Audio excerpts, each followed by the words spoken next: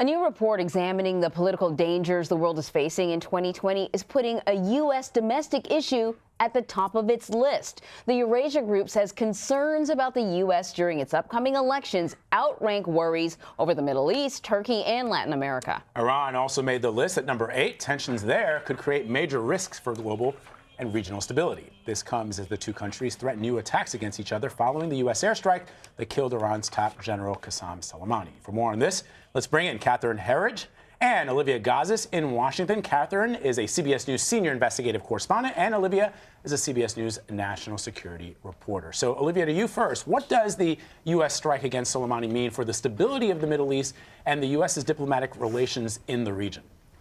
Well, Vlad, I think you've seen some pretty swift and significant fallout in just a few days following the strike. In Iraq, of course, the parliament there has voted to expel the 5,000-plus U.S. troops still stationed and asked the United Nations to condemn the military strike that was carried out on its territory. Then you've got an announcement from the U.S.-led coalition fighting ISIS that it was effectively halting operations in Iraq and Syria because it needs to protect Iraqi bases that had come under attack from those Iranian-backed militias. That, of course, raises the specter of ISIS reconstituting both in the country and in the region. And then, of course, in Tehran, you've got this outpouring today. You've got the Iranian government announcing yesterday that it would reduce its commitment to the 2015 nuclear deal, saying it would no longer adhere to these limitations that had been imposed on its enrichment activities and nuclear research, unless some obligations from the other signatories to that deal are met. So these are all second and third degree effects of the Soleimani strike thus far. Of course, the U.S. is still bracing for an as yet unknown retaliatory move from Iran. So, Olivia, I thought it was sort of interesting that China chimed in and actually condemned the killing of Soleimani. I was sort of surprised that they were playing a role here, but what role would they play? And does this action run the risk of actually pushing China and Iran closer together? It's a fascinating question, and you're right. The foreign minister over the weekend spoke to the foreign minister of Iran and urged dialogue instead of continued conflict.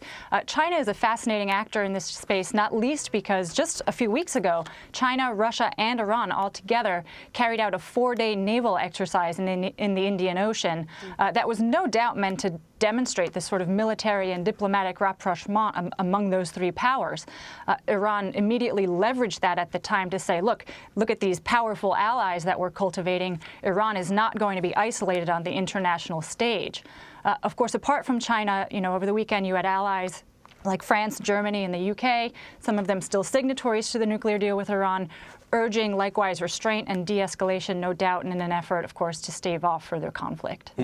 All right, Catherine, I wonder if you could, for our viewers, give us a big picture of the killing of Soleimani and what kind of retaliation scenarios the United States is preparing from Iran, because, as I understand it, the last time, this is not like taking out Osama bin Laden or al-Baghdadi. This is somebody who was a top-ranked military general of a sovereign nation. The last time the United States did that, correct me if I'm wrong, was in 1943 when we took out Admiral Yamamoto in a plane. Well, a senior U.S. government official confirmed to CBS News over the weekend that they've done a full assessment of Iran's cyber capabilities. And what they've seen is that the U.S. will be at a heightened posture, anticipating any kind of effort to respond or defend our networks. And they've gamed out a number of scenarios that might be likely with retaliation from Iran. And the most likely is a series of cyber attacks targeting the U.S. government or financial institutions in this country, also Western European targets, as well as Israel. And the reason the Iranians like to hit our allies in Europe is that they see this as yet another way to pressure the United States. What my contacts are saying is always tricky with Iran is this issue of attribution, because in cyberspace, Iran very much has the DNA of the Russians because they've historically leaned on the Russians for training as well as technology.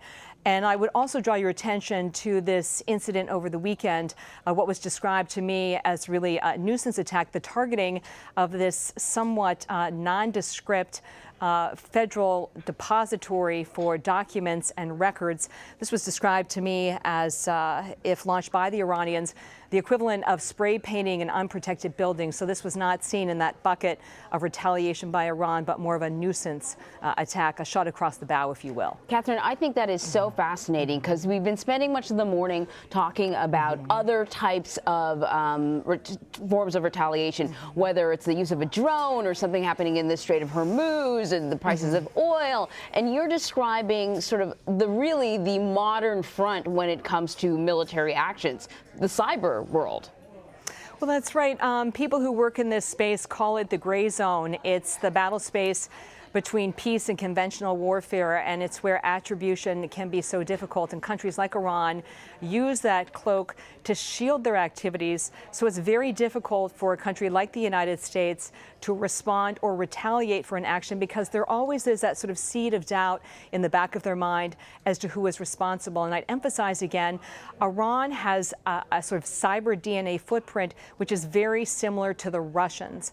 And that's because they've historically leaned on the Russians for this training and also technology. So you wouldn't want to make that kind of mistake with the attribution and then further escalate the situation with Iran and even possibly Russia itself.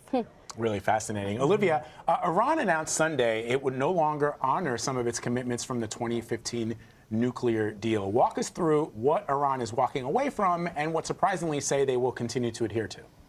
Sure. Well, what I would say about its announcement over the weekend was that it does effectively render this deal kind of moribund, but it may not be like 100% dead yet.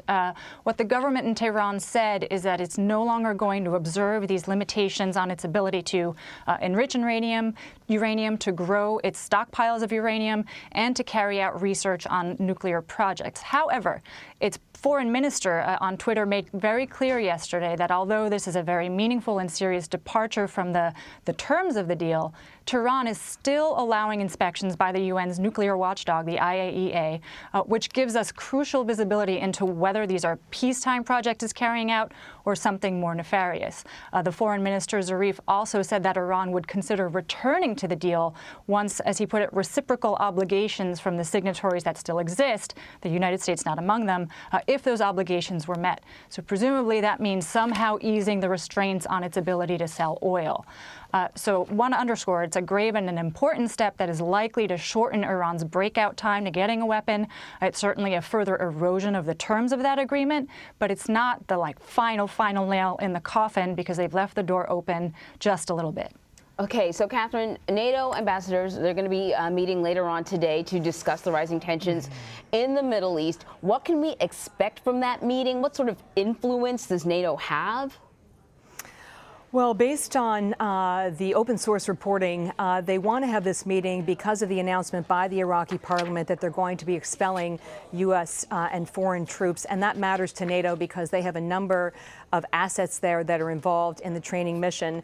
And they want to get some guidance from the United States on what they think the path forward would be. Senator Lindsey Graham told CBS News over the weekend that he's going to encourage President Trump to lay out what amounts to a path or a roadmap for de-escalation with Iran, so a way or an avenue to lift sanctions and also to normalize the relationship if it's possible at that point. Finally, on NATO, they're really walking a tightrope between their ties to the United States, U.S. interests, and then also this desire, as Olivia pointed out, to keep what's left of the Iran deal alive. All right, Catherine and Olivia, thank you so much. You're welcome. Thank you.